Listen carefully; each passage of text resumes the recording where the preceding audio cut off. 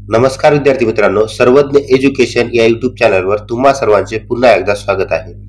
आजच्या व्हिडिओमध्ये आपण DMER भरती 2025 मध्ये 23 सप्टेंबर 2025 रोजी झालेला क्वेश्चन पेपरचे अनालिसिस पाहणार आहोत। जर तुम्ही चॅनलवर नवीन असाल तर चॅनलला सबस्क्राइब करा। व्हिडिओला सुरुवात करूया। पहिला प्रश्न विचारण्यात आला होता, निराधारचा समानार्थी शब्द कोणता? निराधारलाच अनाथ, असहाय्य, निराश्रित, बेवारशी, पोरका किंवा अगतिक हे सर्व निराधारचे समानार्थी शब्द आहेत। आमच्या गावचा पाटील कर्णासारखा दानशूर आहे। यामध्ये कर्ण म्हणजे अंडरलाइन केलेला शब्द कोणता आहे? उपमेय आहे का उपमान? तर हा उपमान आहे। तिसरा प्रश्न, खालीलपैकी तद्भव शब्द कोणता? तर भाऊ हा तद्भव शब्द आहे।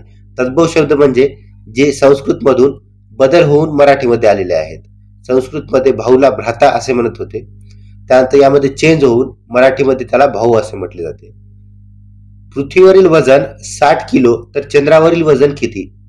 चंद्रावर पृथ्वीच्या 1/6 वजन असते। म्हणजे समजा पृथ्वीवर जर 60 किलो वजन असेल तर त्याच्या 6 पट कमी वजन म्हणजे 10 किलो वजन हे चंद्रावर असेल। कॉपर Ag Hg याचा ॲटॉमिक नंबर आणि डेन्सिटीनुसार क्रम लावायचा आहे। तर हे क्रम बरोबरच आहे, कॉपर Ag आणि Hg। स्पायरोगारा रिप्रोडक्शन, स्पायरोगारा कोणत्या प्रकारे रिप्रोडक्शन करतो? तर याचं रिप्रोडक्शन फ्रॅगमेंटेशन या पद्धतीने होतं। या पद्धतीलाच असेक्सुअल रिप्रोडक्शन असे म्हटले जाते। सेल मेम्ब्रेन मध्ये काय असते? तर सेल मेम्ब्रेन मध्ये प्रोटीन, कोलेस्टेरॉल आणि कार्बोहायड्रेट हे 3 घटक असतात। सेल्युलोज कुठे आढळतो? सेल्युलोज हा फक्त प्लांट सेल मध्येच आढळतो, ॲनिमल सेल मध्ये नसतो। तो प्लांट सेलच्या सेल वॉल या भागामध्ये सेल्युलोज असतो आढळतो। सेल वॉल ही ॲनिमल सेल मध्ये नसते, त्यामुळे सेल्युलोज पण ॲनिमल सेल मध्ये नसतो। Structure and functional unit of kidney called as, किडनीचे कार्यात्मक आणि रचनात्मक घटक कोणते? तर नेफ्रॉनला किडनीचा कार्यात्मक आणि रचनात्मक घटक म्हटले जाते। पहिल्या भारतीय राष्ट्रीय काँग्रेसच्या अधिवेशनात किती ठराव मंजूर करण्यात आले? तर यामध्ये एकूण 7 ठराव मंजूर करण्यात आले होते। पर्सन हु इज टॉल्किव्ह त्या व्यक्तीला काय म्हटलं जातं? तर सम वन हु टॉल्क्स अ लॉट, म्हणजे जो व्यक्ती खूप जास्त बोलतो त्या व्यक्तीला टॉल्किव्ह असं म्हटलं जातं।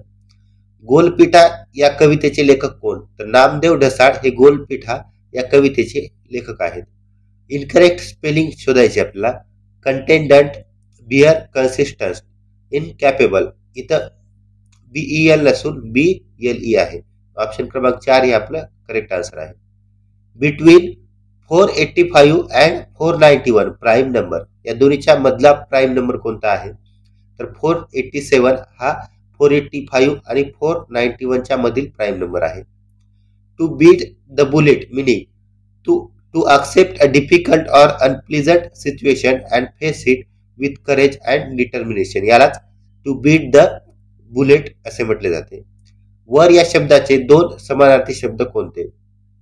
तर वर म्हणजे पती किंवा दुल्हा, वधूच्या विरुद्ध वर। त्यानंतर 328 आणि 340 मधील मूळ संख्या किती? यामध्ये 331 आणि 337 या 2 मूळ संख्या आहेत। निर्माल्य या शब्दाचा अर्थ काय?